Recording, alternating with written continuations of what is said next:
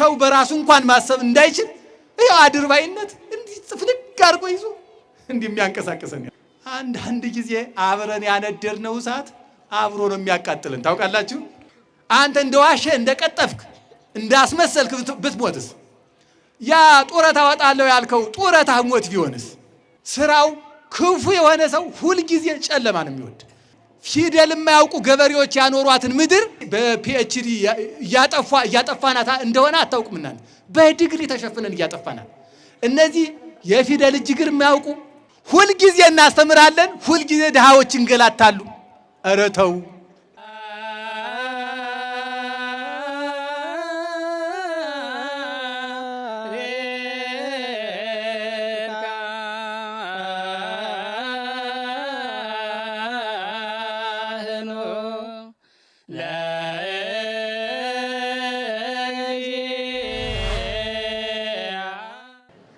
በስመ አብ ወወልድ ወመንፈስ ቅዱስ አሐዱ አምላክ አሜን።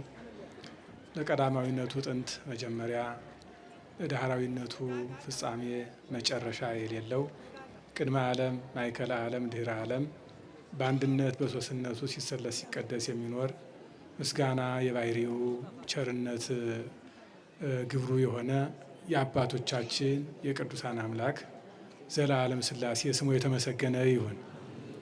ከሦስቱ አካላት አንዱን አካል ወልድ ኢየሱስ ክርስቶስን በድንግልና ጸንሳ በድንግልና የወለደች ለዓለም ምሕረት ሰላምን ያበሰረች መልካማዋ የኖኅ ርግብ እመ አምላክ ወላዲተ አምላክ ንጽሕተ ንጹሐን ቅድስት ድንግል ማርያም ስሟ የተመሰገነ ይሁን። ለእናንተም እንደሚገባችሁ የተከበራችሁ ሊቃውንተ ቤተ ክርስቲያን፣ ቀሳውስት፣ ዲያቆናት፣ አባቶችና እናቶች፣ ወንድሞችና እህቶች በዚህ በተከበረ አውደ ምሕረት ላይ የተገኛችሁ ሁላችሁም የክርስቶስ ቤተሰቦች በልዑል እግዚአብሔር ስም እንደምን ሰነበታችሁ? እንደምን አደራችሁ? እንኳን ለታላቁ መልአክ ለቅዱስ ገብርኤል የንግስ በዓል በሰላም አደረሳችሁ።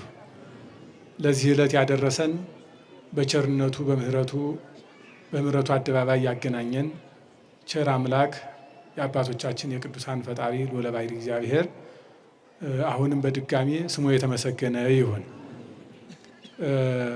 ለመሰባሰባችን ምክንያት የሆነን ይህ ቸር መልአክ ታላቁ መልአክ ቅዱስ ገብርኤል ሌሎቹም በዚህ ዕለት አመ ይትጋብኡ መላእክት ተብሎ የመላእክት አንድነት የተደረገበት ዕለት በመሆኑ እሱ ጋራ በመንበረ ጸባዖቱ ፊት የተሰበሰቡ የመላእክት እንዲሁም የነቢያት የሐዋርያት ጸጋ በረከታቸው ይድረሰን። እንደ እግዚአብሔር አምላካችን መልካም ፈቃድ አጠር ላለ ጊዜ ወይም ለተወሰነ ጊዜ እግዚአብሔርን ቃል እንማማራለን። የትምህርታችን መነሻ ወይም ርዕስ የምናደርገው ይሄን ነው። ሀሎ አምላክነ፣ አምላካችን አለ ይላል የእግዚአብሔር ቃል። አምላካችን አለ በሉ እስኪ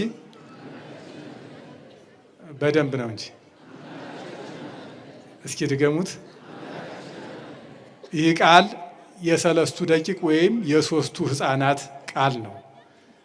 እግዚአብሔር በውስጣቸው ያደረባቸው አንድነት ሶስትነቱን የገለጠላቸው ምስጢሩን፣ ርቀቱን፣ ምላቱን፣ ስፋቱን የገለጸላቸው ሶስት ልጆች በሚያስፈራው ግርማ ባለው ኃይል ባለው ብዙ ሰራዊት ባሰለፈ አንድ ንጉሥ ፊት ሆነው ይህን ቃል ተናግረዋል። ሀሎ አምላክነ ትንቢተ ዳንኤል ምዕራፍ 3 ቁጥር 17 ላይ የምናገኘው ይሆናል። ሀሎ አምላክነ፣ አምላካችን አለ። ይህ ቃል የሚያጽናና ቃል ነው። በብሉይ ኪዳን የነበሩ አባቶቻችን ይህን እያሉ የማዳኑን ተስፋ ይጠባበቁ ነበረ። እኛም ያዳነን አምላክ አለ እያን እናመሰግነዋለን። ስለዚህ አምላካችን ምን አለ? አምላካችን አለ። ይሄ ለክርስቲያኖች አምባ መጠጊያ የሆነ ቃል ነው። ሀሎ አምላክነ ዘፈጠረ ኪያነ ወኪያከ ወኪያሁን አመልክንነ ወውእቱ ይክል አድኅኖተነ እምእዴከ ወምእቶነ እሳትህ ዘይነድድ። ምን ማለት ነው? አምላካችን አንተንና እኛን የፈጠረ ከአንተ እጅ ሊያድነን የሚቻለው ወይም ከሚነደው እሳትም ጭምር የሚያድነን አምላካችን አለ። ኦ ንጉሥ ለምስል ዘወርቅ ዘገበርከ በእዴከ ኢንሰግድ ለከ። ንጉሥ ሆይ በእጅህ ለሰራኸው እንጨቱን ጠርበህ ደንጋዩን አለዝበህ ጭቃውን አብኩተህ ለፈጠርከው ለዚህ አንተ ለሰራኸው ሐውልት አንተ ለሰራኸው ለዚህ ጣዖት አንሰግድም። ምክንያቱም የምንሰግድለት የምናመልከው አንተንም እኛንም ሁሉንም የፈጠረ ማን አለ? አምላካችን አለ። በሉ እንጂ አምላካችን አለ። እነዚህ ወጣቶች 3 ሕፃናት በሰው ሀገር በስደት ለሀገሩ ባዳ ለሕዝቡ ባዳ ለሀገሩ እንግዳ በሆኑበት በዚያ የጭንቅ ጊዜ የተናገሩት ቃል ነው። ምክንያቱም ልጆች ናቸው እና ልጅ በጠባዩ ሌላ ሰው ሊመታው ጨንገር ካነሳ አባቴ አለ ይላል። ምን ማለቱ ነው? ይሄ የልጅነት ጠባይ ነው። በእውነቱ እንዴት ያለ እንዲያው በእውነቱ የሚያጽናና ቃል መሰላቸው። ሰው ሲያስፈራራው የሆነ ነገር ሲመጣበት እንዲህ ነው የሚለው አባቴ አለ ይላል። ምን ማለቱ ነው? ብታርፍ ይሻልሃል ማለቱ ነው። እና እነዚህ 3 ሕፃናት የልጅነታቸውን የሚገልጥ መመኪያቸው መሆኑን የሚያሳይ ቃል ሀሎ አምላክን አሉ። አምላካችን አለ። ሁልጊዜ ቤተ ክርስቲያናችን በቅዳሴዋ ይህን ትላለች። እምቅድመ ዓለም ወእስከ ለዓለም ሀሎ እግዚአብሔር በመንግስቱ። እግዚአብሔር በጌትነቱ አለ። ቅድመ ዓለም ማእከለ ዓለም ድኅረ ዓለም ዓለም እስከ ዘላለም ድረስ እግዚአብሔር አለ ትላለች። እንዲያውም በጌትነቱ አለ፣ በመለኮቱ አለ። እነዚህ የተፈጠሩት ሁሉ ስማቸው ቢጠራ እማንዘልቃቸው አይዋፉ፣ አራዊቱ፣ እንስሳቱ፣ ማያቱ፣ ሰማያቱ፣ ምድሩ እነዚህ ሁሉ ሳይኖሩ እግዚአብሔር አለ። እነዚህ ሁሉ ሲያልፉ እግዚአብሔር አለ። ሁልጊዜ እግዚአብሔር አለ። እንዲያውም በመንግስቱ አለ ይላል። በመንግስቱ አለ። በዚህ ዓለም መርሎ ቢደርስብን፣ በዚህ ዓለም ግፍ ቢደርስብን፣ በዚህ ዓለም ብንጠላ፣ በዚህ ዓለም ብንሳደድ ግን ሁላችንም እንዲያውም ያስቀደሙለት አንተን ይገርማል። አንተንም እኛንም የፈጠረ እኛንና አንተን የፈጠረ አይደለም ያሉት፣ አንተንም እኛንም የፈጠረ ምን ማለታቸው ነው? አንተ በአንተ ምስል አንተ በሰራኸው ምስል አምላክ ነኝ ብለህ ምንድነው መኑ እግዚአብሔር ዘእንበለ ናቡከደነፆር። ሐዋርያቱ እንዲሉ ነበር፣ ሰባኪዎቹ የእሱ ሰባኪዎች ያለ ናቡከደነፆር በምድር ላይ እግዚአብሔር ማን ነው ይሉ ነበረ። እንግዲህ ዓለም በሙሉ ወይም በግዛቱ ያለ በሙሉ እንዲሰግድ አዋጅ የሚነግሩ ነበሩ። ለናቡከደነፆር ሊያሰግዱ ተሰማርተው በየሀገራቱ ተበትነው ያሉ እና እግዚአብሔር እንዳለ አምላክ እንዳለ አምልኮታቸው እግዚአብሔርን እንደሆነ ወይም እነሱን እኛንም የፈጠረ እንደተባለው ያንን ሁሉን የፈጠረ እግዚአብሔር እንደሚያመልኩ ሲነግሯቸው መኑ እግዚአብሔር ዘእንበለ ናቡከደነፆር፣ ያለ ናቡከደነፆር እግዚአብሔር ማን ነው ይሉ ነበረ። ምን ማለታቸው ነው? እግዚአብሔር ናቡከደነፆርን ማለታቸው እኮ ነው። እንዲህ ያህል ድፍረት በእውነቱ ይህን ያክል ሲደፋፈሩ እግዚአብሔር ሲደፈርባቸው በአምልኮቱ ሲገባበት የማይወዱ ደግሞ ልጆቹ ሀሎ አምላክን አሉ። አይ ናቡከደነፆርማ እግዚአብሔር አይደለም ፈጣሪያችንማ አለ አሉትና ምን አሉት? ዘፈጠረ ኪያከ ወኪያነ፣ አንተንም እኛንም የፈጠረ። ምን ማለታቸው መሰላችሁ? አሁን እኔን የፈጠረ እግዚአብሔርማ አለ ብሎ ደስ እንዲለው አይደለም ይሄን ያሉት፣ በተናገረው መልስ እየሰጡት ነው። አንተንም የፈጠረ ማለትን ማለታቸው ነው። የፈጠረህ አምላክ አለ እንጂ ፈጣሪ አይደለም እያሉት፣ የፈጠረህ ከመዝየሉ ክሙ ንጉሥ እያሉ አዋጅ ነጋሪዎች ነበሩ።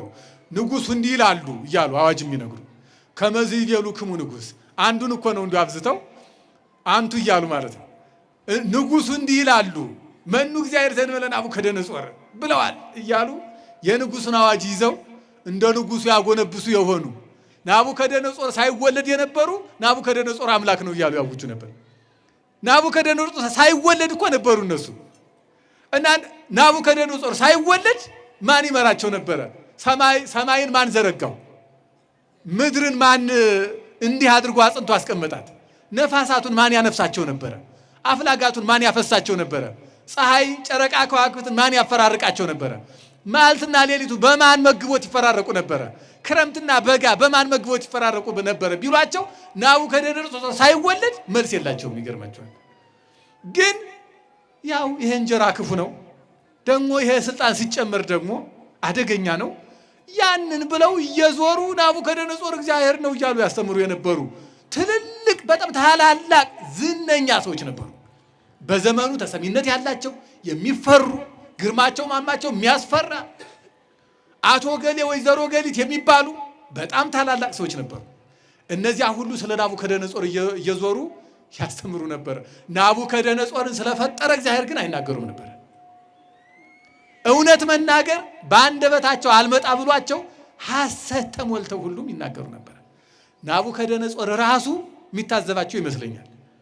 ለምን አምላካችን ነው እያሉ ታላላቆች ሁሉ ይሰግዱ ነበር እየሄዱ ከፋርስ ከባቢሎን ከጽር ከሜዶን ከሚባሉ ሀገራት ሁሉ እየመጡ ለናቡከደነፆር ይሰግዱ ነበር አምላክ ነህ እያሉ።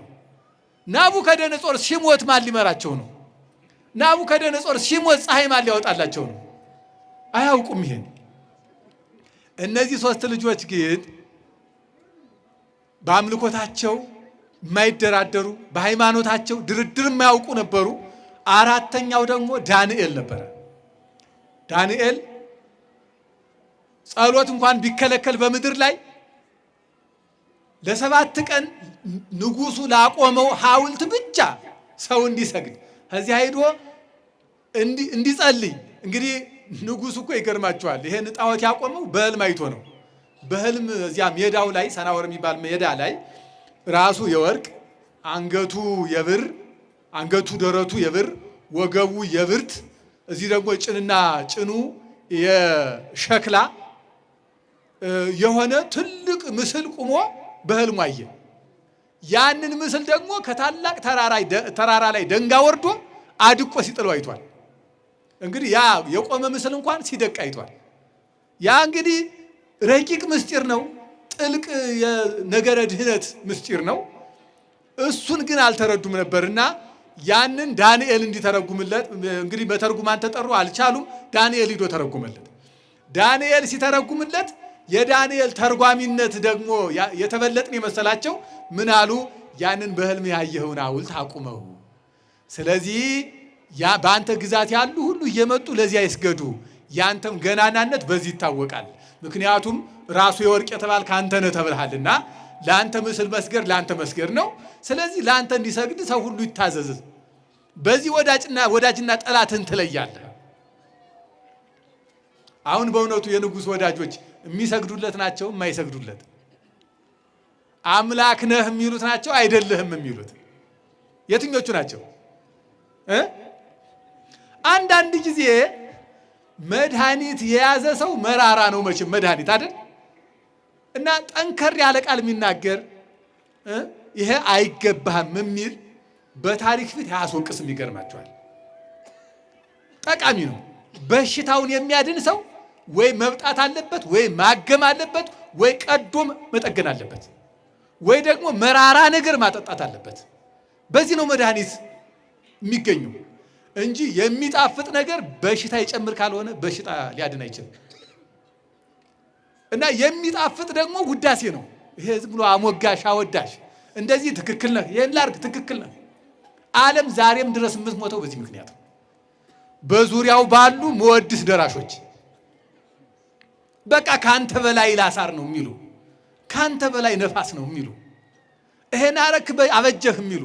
እንግዲህ ገደልክ ጥሩ አረክ፣ አሰርክ ጥሩ አረክ፣ ቀጣህ ጥሩ አረክ፣ በቃ እንደዚያ የሚሉ እንደዚህ የሚሉ በኋላ በታሪክ ፊት መቆም የማይችሉ ሰው አጭር ጊዜ ነው የሚኖረው። ረጅም ጊዜውን የሚያሳልፈው በታሪክ ነው።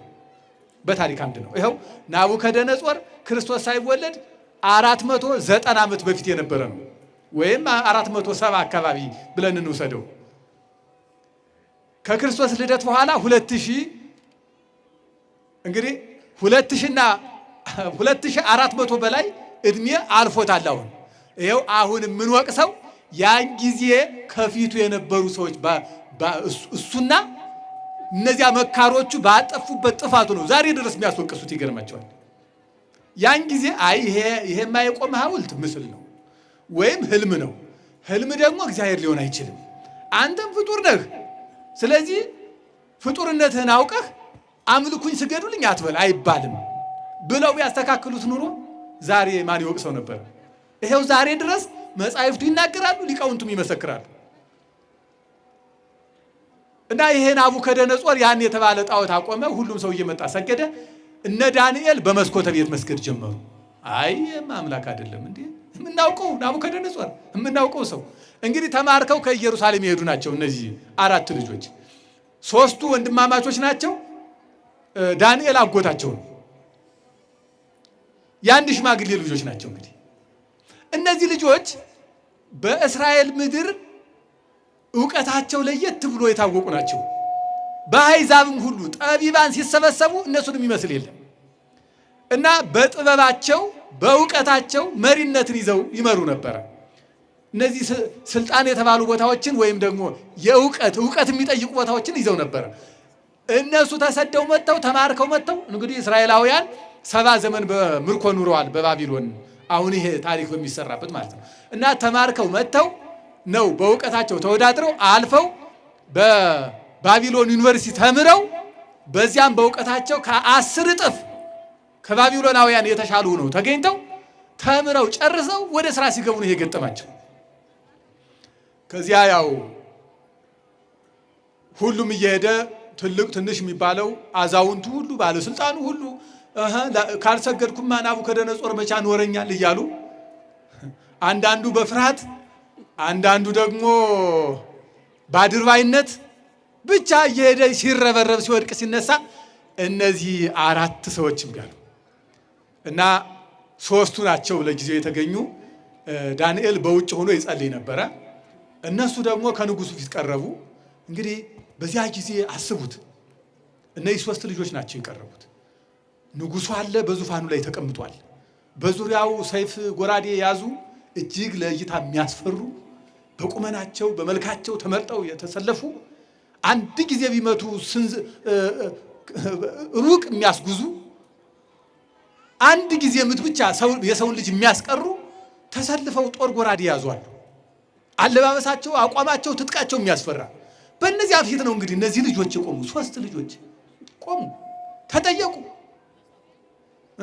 በዚያ ጊዜ እንደ ደመና ከቦ የነበር ያ የፖለቲካ አውድ በኋላ ግን እንደ ጉምሽንት ልም የሚል በጊዜው የሚያልፍ የማይመስል የነበረ አስፈሪ ነገር ከህይወትና ከሞት ምርጫ የተሰጠበት ወይ መሞት ወይ መኖር ወይ ሰይፍ ወይ ደግሞ ለጣዖት መስገድ በተባለበት ሰው ሁሉ ትልቁ ትንሹ ሰግዶ እኛ ከዚህ ሁሉ ምንድነን ሳይሉ በዚያ ንጉስ ፊት በግርማ በተሰለፈው እንግዲህ አርድ አንቀጥቅጥ የሚባል ልብስ አለ ነገስታት የሚለብሱት። አንበሳ ሁሉ አለ ለማዳ አንበሳ እነሱን የሚከተል። እንደገና ደግሞ ጠላት ይመጣ እንግዲህ ንጉሱን ከበው የሚሰለፉ ስንት እንደሆኑ አስቡት። ፊታውራሪ፣ ቀኛዝማች፣ ግራዝማች የሚባሉ ደጀን የሚባሉ ከኋላ እነዚህ ሁሉ በተሰለፉበት ነው። ይሄ ሁሉ ባለበት ከንጉሱ ፊት እንዲቀርቡ ተደረጉ። እነዚህ አንተ ላዘዝከው የማይታዘዙ እነዚህ ስደተኞች አንተ ብታከብራቸው ክብራቸውን የማያውቁ አንተ ለስልጣኑ ታበቃቸው እሱን እንኳን እንደ ውለታ የማይቆጥሩ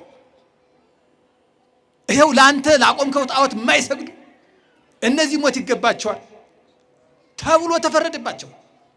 እንደገና ከባቢሎን ሕግ ውጪ በባቢሎን ሰው ሲያጠፋ ወደ አንበሳ ጉድጓድ ነበር። አንበሳ የተራበ አንበሳ ተቀምጦ ወደዚያ ነበር የሚጣል። በዚህ ጊዜ ግን እሳት እንዲነድ ተደርጓል። የሚገርመው ነገር ንጉሱ ይውደዱኝ የሚል ሁሉ እየወሰደ እንጨት ይጥል ነበረ ከዚያ ጉድጓድ ከሚነደው እሳት ውስጥ። እንግዲህ እንዴው እኮ የሚገርም እኮ ነው። ሁልጊዜ ንጉሡ ያወጀውን አዋጅ በቃ የሚደግመው ብዛቱ፣ ለመታየት የሚሞክረው ብዛቱ። አሁን የተክል ቀንበጥዞ የሚታየው ሁሉ በእውነት ከልቡ ይመስላችኋል? አይደለም። አገሪቱ ትደግ ትልማ ብሎ ይመስላችኋል? ንጉሡ ስላዘዙ ብቻ ነው። በቃ አድርባይነት፣ ልኑር ባይነት፣ ቢያምንበትም ባያምንበትም ቢጠቅምም ባይጠቅምም ንጉሡ አዘዋል፣ በቃ ያደርጋል። እና ያም እየሄደ አንድ እንጨት አንድ እንጨት እየጣለ ጉድጓዱ በእሳት አንድያውን ወደ ላይ ከጉድጓዱ አልፎ ወደ ላይ 49 ክንድ ወደ ላይ ስንት ክንድ? 49 ክንድ ወደ ላይ አድጎ እጅግ በጣም የሚያስፈራ ነጎዳው የሚያስደነግጥ እሳት ከዚያ ማዶ ይታያል። እነዚህ ልጆች ወደዚያ ሊጣሉ ነው። እና ደግሞ ወደ ንጉሡ ሲያቀርቧቸው ያለበሷቸው የሚቀልጥ ልብስ ነው። የሚቀልጥ ከላያቸው ላይ የሚቀልጥ ወደ እሳት ሲገቡ ያ ነዶ እስኪያልቅ ድረስ እንኳን እንዳይቆዩ እዚያው ሰውነታቸው ላይ ተጣብቆ እንዲያው ምናልባት ሩጠው እናምልጥ እንኳን ቢሉ ከጉድጓዱ መውጣት እንኳን ቢጀምሩ እላያቸው ላይ የሚቀልጠው እዚያው ሰውነታቸውን እያቀለጠ እንዲጨርሳቸው ታስቧል።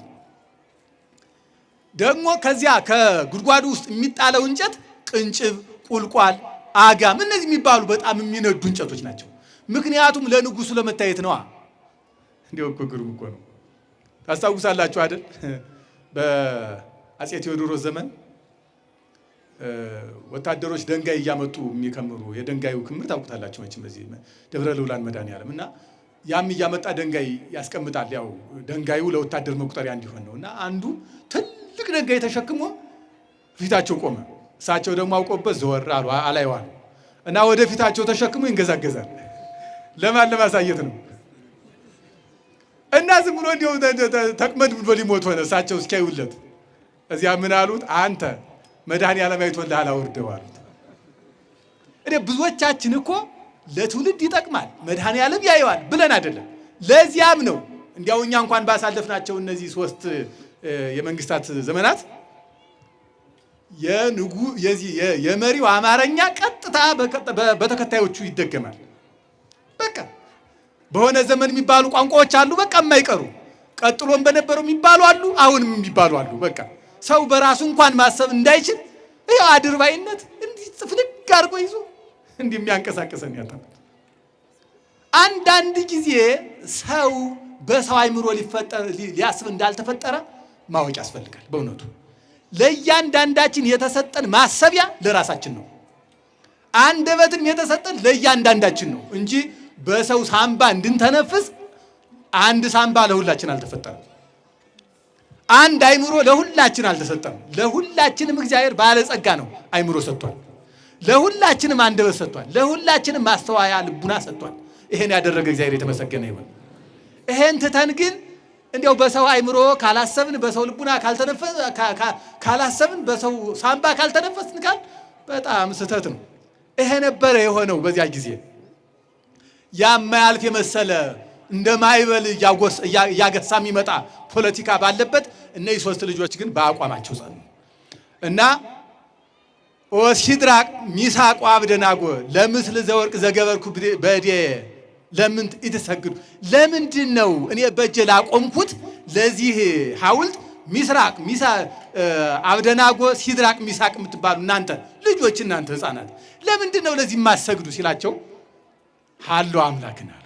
ሀሎ አምላክን አምላካችን አለ አሉ። በዚያ ጊዜ በሉ ውሰዱና ከዚያ አሳጣሏቸው ተብሎ ፍርድ ተፈረደ። እነሱን ወስዶ ከእሳቱ ሲጥሉ ለመታየት ያልሄደ ባለስልጣን አልነበረም፣ ያልተገኘ መኳንንት አልነበረም። ተሰብስበው እነሱን እጅግራቸውን አስረው ወርውረው ወደዚያ እሳት ሲጥሏቸው ነፋስ ከወደዚያ ወደዚህ መጣና ያ ወደ ላይ 49 ክንድ ያደገ ነበልባል ወደ ማን ተመለሰ? ወደ እነዚህ ወደሚጥሉት ባለስልጣናት። አንዳንድ ጊዜ አብረን ያነደድነው እሳት አብሮ ነው የሚያቃጥልን። ታውቃላችሁ? እንደዚያ ነው የሚያደርገው። እንዲያው እሳት ነዶ ሌላውን በልቶ የሆነ ሰውን የሚተው አይደለም። እንዲያው ተስማምተን ማድረግ ካለብን እሳቱን ማጥፋት ዝም ብለን እንጂ ከእሳት የሚያመልጥ የለም። ያቺ እንቁራሪቷ እንኳን ያለችውን አልሰማችሁም? ምንድን ነው ያለች? ያው ታውቁታላችሁ። እንደዚያች ነው ጸሎት መጸለይ። ከዚያ እነሱን አቃጠላቸው። ሰለስቱ ደቂቅ ሊጥሉ የሄዱትን በሙሉ እሳቱ እርምት አድርጎ በላ። ሰለስቱ እነዚህ ሶስት ልጆች ግን ወደ ጉድጓዱ እንዲገቡ ቀረብ ማለት ነበረባቸው። እንግዲህ አስቡት፣ ቀረብ እንዳሉ እነዚያኞቹ ሲበሉ እነዚህኞቹ ከጉድጓዱ ገቡና ይትባረክ እግዚአብሔር አምላክ አቡነ ማለት ጀመሩ። የአባቶቻችን አምላክ የተመሰገነ ይሁን አሉ። እንግዲህ አስቡ እነዚህ ሶስት ልጆች። አሁን የምነግራችሁ እኮ እድሜያችን ጨርሰናል ይብቃን እንግዲህ ብንሞት የሚሉ ሽማግሌዎችን አይደለም። እንግዲህ ምን ልንሰራ እስከ ዛሬ ኖረናል ያሉ አዛውንቶችን ታሪክ አይደለም እየነገርኳቸው ያለሁት። ገና መኖር የጀመሩ ወጣት ልጆችን ታሪክ ነው እየነገርኳቸው ያለሁት። ገና መኖር የሚፈልጉ፣ ገና ሩጠው ያልጠገቡ፣ ገና አይተው ያልጠገቡ፣ ገና ሰምተው ያልሰለቹ፣ ገና ዓለምን በዘመናቸው ማየት የሚፈልጉ ወጣቶች ናቸው። ግን ይህች ምድር በዚህኛውም ሆነ በዚህኛው የማይኖርባት እንደሆነች ያውቃሉ፣ ተምረዋል። ምክንያቱም የእነ አብርሃም ልጆች ናቸው፣ ሲማሩ አድገዋል። እና እንዲያው ንጉሡ ያለውን ደግመው የተባለውን እየከለሱ መኖር እኮ ይቻል ነበረ። አንድ ቀን ልስገድና ከዚያ በኋላ ንጉሡ ሲያልፍ እኮ ይሉ ነበረ። አሁን ዛሬ እሱ ላቆመው ልስገድና ምን አለ እንግዲህ መቼስ እሱ ተተክሎ አይኖር፣ ነገ ደግሞ ሲያልፍ ደግሞ እንደምፈልገው እግዚአብሔርን አመልካለሁ ይሉ ነበር እኮ። አንዳንዶቻችን እንደምንለው አይ መቼስ ዞሮ ዞሮ እንግዲህ ጡረታ ስወጣ ንስሐ ገባ ይል እንደምንለው አይደል? እንግዲህ መቼስ ቤት ስሰራ እኮ ማጭበርበሩን እተወዋለሁ እንደሚለው ነጋዴ ቤት ሳሰራ ብቀርስ ተቀድመ ብትሞትስ? አንተ እንደዋሸ እንደቀጠፍክ እንዳስመሰልክ ብትሞትስ? ያ ጡረታ ወጣለሁ ያልከው ጡረታ ሞት ቢሆንስ? ያ እድሜ ባይኖርስ? እንዲህ እንዳልክ ትቀር ንስሐ ሳትገባ ስጋው ደግሞ ሳትቀበል እግዚአብሔር ከዚህ ይሰውረን በእውነት። ምክንያቱም ምድር የተፈጠረችው ለዚያኛው ለመዘጋጃ እንጂ በዚሁ በራሷ ለመኖር አይደለም። እንደዚህ አይደለችም። እና እነዚህ ልጆች እዚያ ውስጥ ገብተው እንግዲህ ለሶስት ቀን በአንድ ስንኝ 33 ጊዜ እግዚአብሔርን ይባርክዎ ይባርክዎ ይባርክዎ እያሉ ያመሰግኑታል። ሰማያውያን መላእክት ያመሰግኑታል። በሰማይ ያሉ ከዋክብት ያመሰግኑታል። ተራሮቹ ያመሰግኑታል። አፍላጋቱ ያመሰግኑታል። ነፋሳቱ ያመሰግኑታል እያሉ ምክንያቱም ለዘላለሙ ምስጉን ነውና እያሉ 33 ስንኝ ደረሱ።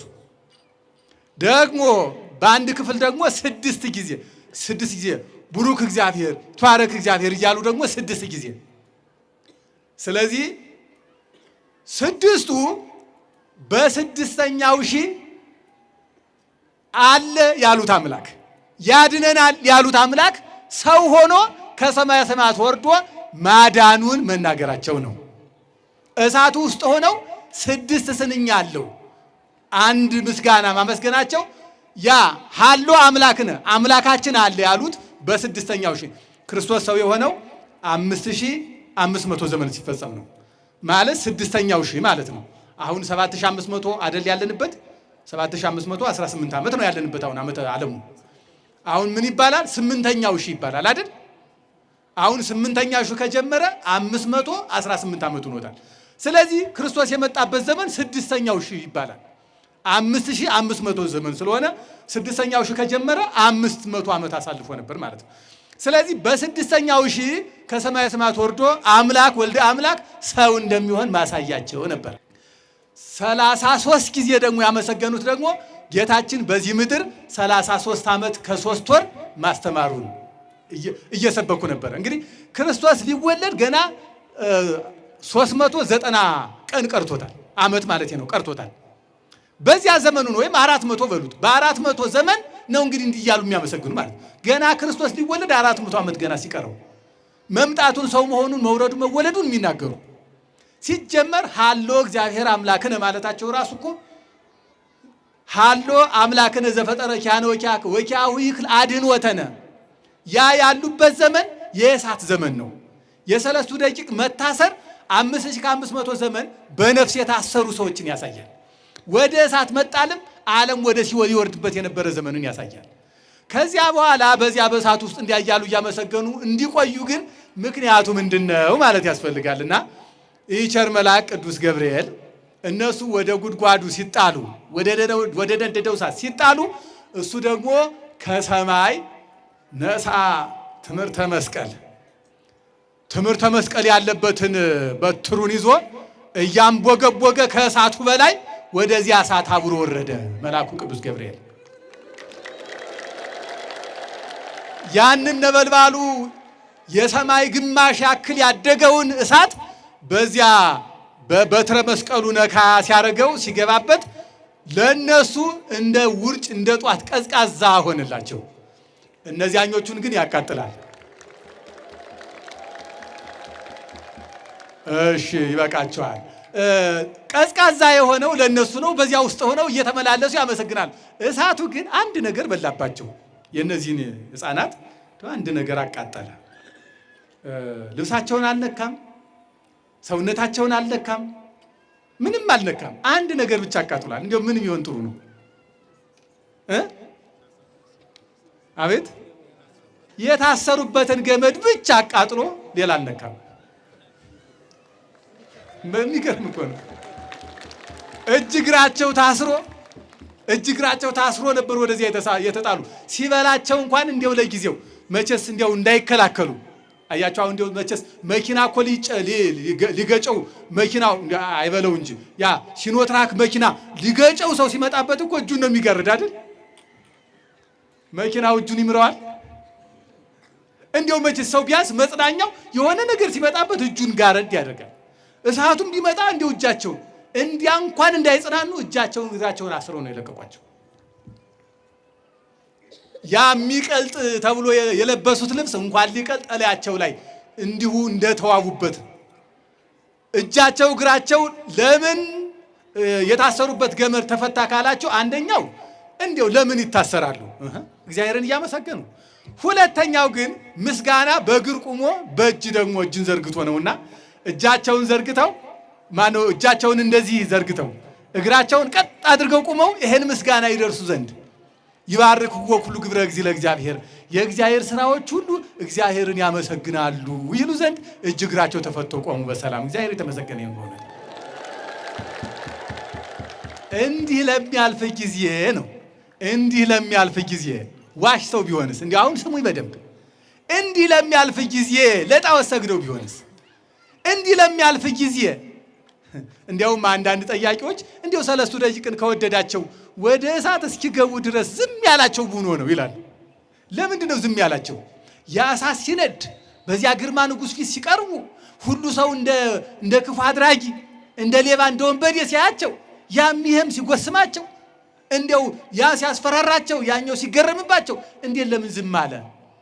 ንጉሡ በደንብ ያፍር ዘንድ ምክንያቱም እዚያ ድረስ ሂዶ እዚያ እንግዲህ እነሱ በሰላም ሲወጡ እሱ ግን ሰላም አጣ። በሶስተኛው ቀን እሱ ያለበት ሰገነት ትልቅ ነውና እዚያ ሆኖ እነዚያ ልጆችማ እስከ ዛሬ እንዲያው ጅማታቸው ኩምትርትር ብሎ እንዲያው አጥንታቸው ሁሉ ከስሎ እንዳልነበሩ ሆነው ይሆናል፣ እሳቱም እኮ ይበርድ ይሆናል ብሎ እንዲህ ቆሞ ሲያይ 4 ሰዎች ከእሳቱ ውስጥ አየ።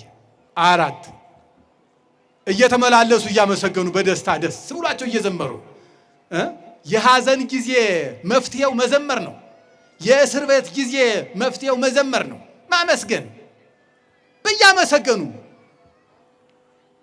እና ሰለስተ እደወ ወደይነ ውስተ እሳት 3 ልጆችን ወደ እሳት ጥለን ነበረ አለ እና ወራብ ውስተ ይመስል ከመወልደ እግዚአብሔር 4ኛው ግን የእግዚአብሔር ልጅ ይመስላል አለ። የሰው ልጅ የማይመስል የእግዚአብሔር ልጅ ይመስላል። ገብርኤል ማለት አምላክ ሰው ሆነ ወይም ባሪያ ጌታ ሆነ ማለት ነው። ባሪያ ጌታ ሆነ ማለት ነው ማለት መሰላችሁ። የሰውን አምላክ መሆን የሚናገር የምስራች መልአክ ስለሆነ የወልደ እግዚአብሔርን ሰው መሆን የሚናገር ስለሆነ አዳም የተመኘው አምላክነት በቅዱስ ገብርኤል ብስራት በኩል የሚሆን ስለሆነ ብስራቱን ይዞ ለሰው ልጅ የሚመጣ የምስራች መልአክ መሆኑን ሳይወድ ተገዶ ናቡከደነፆር መሰከረ። ሳይወድ ምክንያቱም ወራብ ውስተ ይመስል ከመወልደ እግዚአብሔር። ከዚያ በኋላ በሉ አውጧቸው ተባሉ። አንትሙ ሲድራቅ ወሚሳቅ ወአብደናጎ፣ እናንተ ሲድራቅ ሚሳቅ አብደናጎ ብሎ ሲጠራቸው እንደ ሳቢሳ ከዚያ ከጉድጓዱ ገመድ ላኩልን፣ መሰላል አስቀምጡልን ምን ሳይሉ እንዲያው ብር ብለው ሶስቱ ሁሉ ወጡ። አራተኛው ግን አልመጣም። ምክንያቱም እሱ አላወቀው እንጂ መልአክ ነበረ። መልአኩ ቅዱስ ገብርኤል ነው። እንዲህ አድርጎ ቅዱስ ገብርኤል ከእሳት ማዳኑን እያሰብን እንዲህ ተሰብስበናል። ሁላችንም ከእሳት ያድነን፣ ከነደደ እሳት በእውነቱ ያድነን። እንግዲህ ቅዱስ ገብርኤል መልአከ ብርሃን ይባላል። የብርሃን መልአክ። ብርሃን ራሱ እግዚአብሔር ነው። ብርሃን ዘመጻእ ውስተ ዓለም ከመ ይቤዙ ያድኅን ዓለመ። ለብርሃን ለጌታ የምስራች ነጋሪ አዋጅ ነጋሪ ሆኖ የተላከ የብርሃን መልአክ። እንግዲህ ሁላችን የብርሃን ልጆች ነን። የማን ልጆች ነን?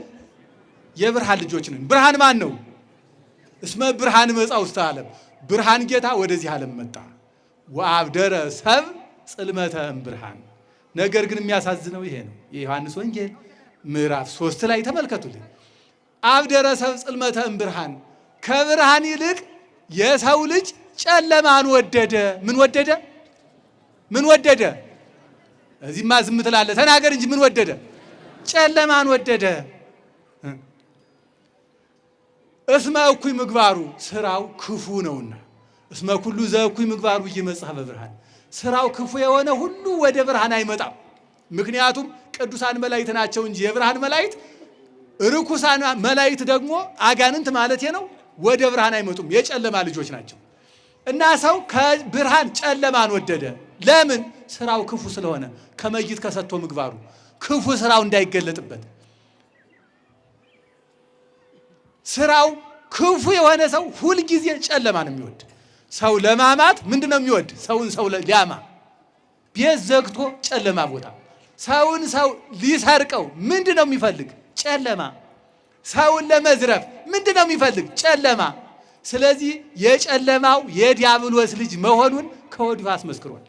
ሙሰኞቹ ጉቦኞቹ ከቢሯቸው ና ይህን ያህል ብር አምጣ ብለው እኮ አይቀበሉም።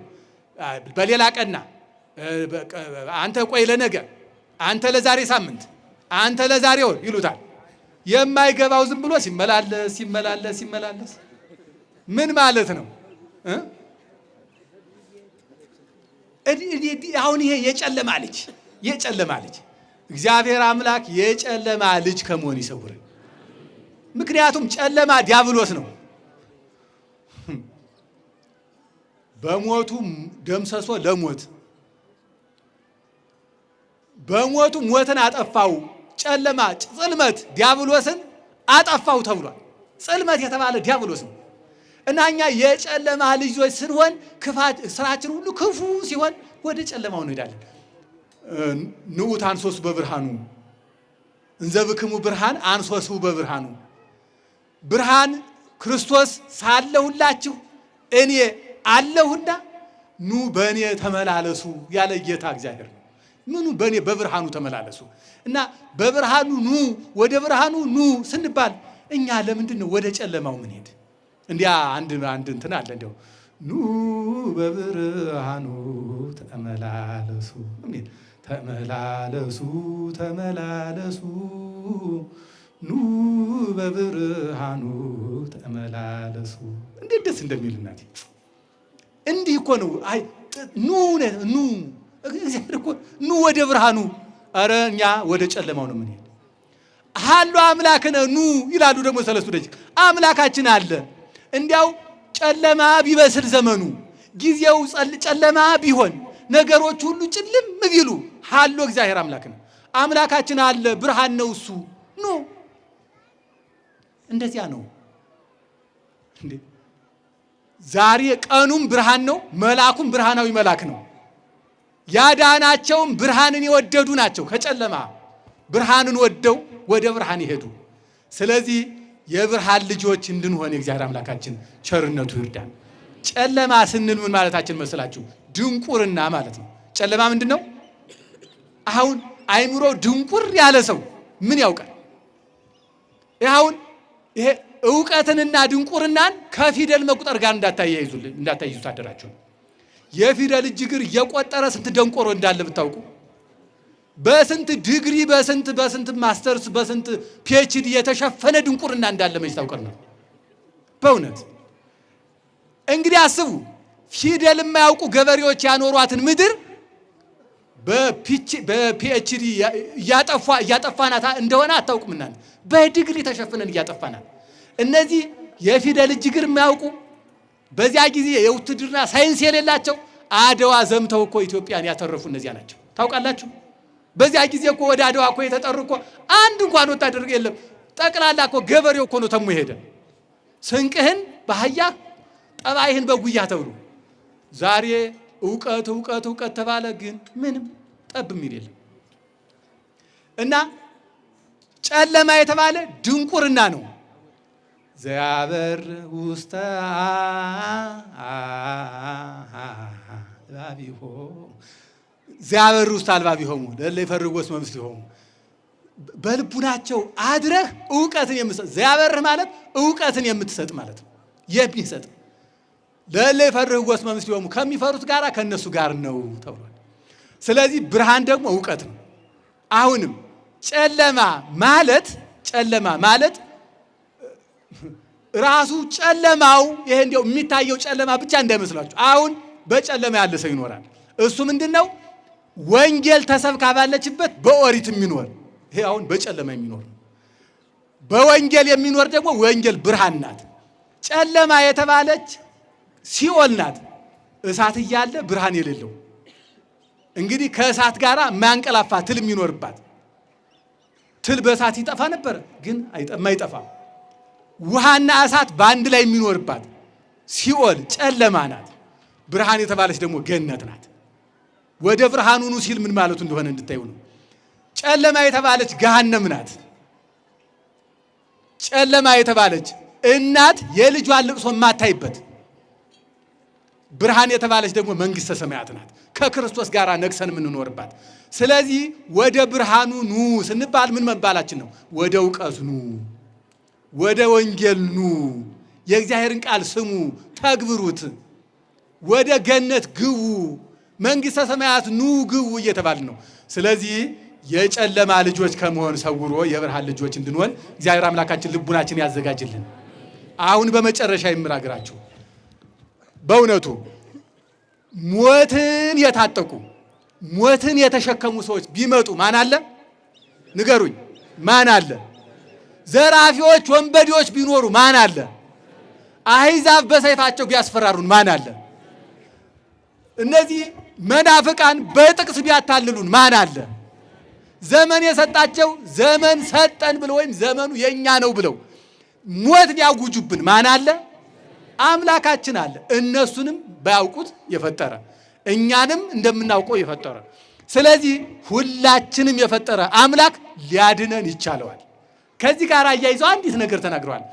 ባያድነንም እንኳን አንተ ላቆ እንኳን ሰግድም፣ በዚህ ሞታችን በዚህ ቢሆን ወደ እሱ እንሄዳለንና አለ። ስንሄድም እሱን ነው የምናገኘው። ስለዚህ ወደዚያም ወደ ሰማይም ብንሄድ እግዚአብሔር አለ። አንዳንድ ጊዜ ሞት እንኳን ቢሆን ወደ ማን ነው የምንሄደው? ወደ ማን ነው የምንሄደው?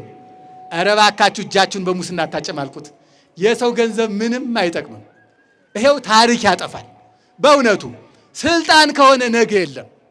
እንዲያው ሁልጊዜ እንናገራለን፣ እናንተም ሁልጊዜ ሙስናዋን ትበላላችሁ። ኧረ ተው። ሁልጊዜ እናስተምራለን፣ ሁልጊዜ ድሃዎች እንገላታሉ። ኧረ ተው ተው። ሃሎ እግዚአብሔር ማን አለ? እግዚአብሔር አለ።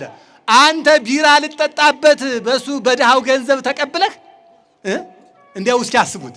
በሬውን ሽጦ አምጥቶ ሰጥቶ አንተ በቢራ ስትቃጭ፣ ኧረ ቢራማ እንዲሁ በውስኪ ትቃጭበታለህ። ለዚያ ድሃ ማን አለ? ማን አለ? ያቺ ምስኪን ልጃገረድ እንጨት ልትሰብር ውሃ ልትቀዳ በሄደችበት ያቺ ድሃ አንተ አስገድደህ ስትደፍራት ማን አለ? ማን አለ? ያንን ምስኪን ገበሬ አርሶ ከሚበላበት እጅግሩን አርሰ ሚስቱን ስትደፍርበት ማን አለ? ማን አለ? ልጁን ከፊቱ ላይ ስገርልበት ማን አለ? እግዚአብሔር አለ። እግዚአብሔር አለ። ስለዚህ ፍርድ አለ። ፍርድ አለ። እግዚአብሔር አምላካችን በፍርድ ቀን እንዲያው በክፉ ከመፈረድ ወይም በግራው ከመገኘት ይሰውረን። ወስብሐት ለእግዚአብሔር አሜን።